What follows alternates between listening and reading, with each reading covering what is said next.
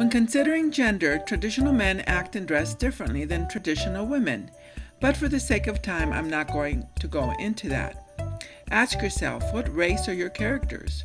White, African American, Hispanic, Chinese, Native Indian? This will determine how they act, as their culture can define their lifestyle.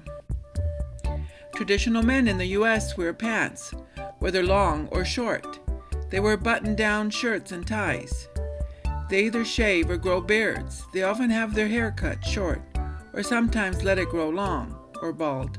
Those who are balding seem to have an affinity for baseball caps. Rarely do men dye their hair once it starts graying, unless they're actors or performers. In other cultures, like Arabia, men dress differently, with long robes. And in the Orthodox religion, monks wear black robes and let their hair and beards grow long.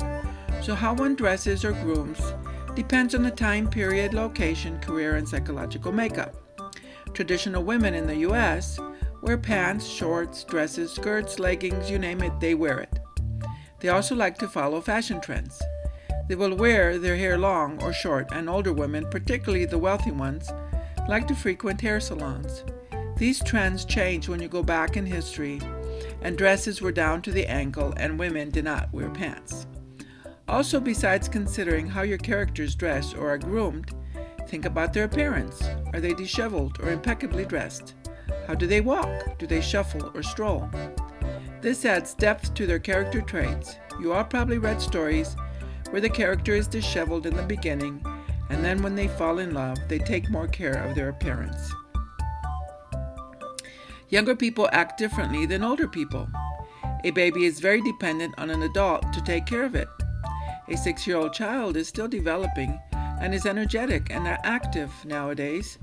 A teenager might wear a nose ring or dye their hair purple, while the average retired person might have health issues, wear glasses, and might use a cane to get around. There are no rules for eye color and hair color and texture. Feel free to play around with them. You need to remember them in your story though. For example, if Joe has blue eyes in the beginning of your story, make sure he still has blue eyes by the end of the story. Also, if Mary has red hair, make sure it's the same color throughout the story. This is where it helps to write these down. The weight and height can be described as slim, heavy, medium build, tall, or short, and so on. Or you might want to put the measurements in. It's up to you. Use your discretion. Some authors don't mention the physical characteristics, while others go into elaborate detail, especially if it's important to the plot. Maybe the plot is for a woman to lose weight so as to become more attractive to a love interest. Or maybe the man is thin and wants to gain muscle to fight the bully or impress his love interest.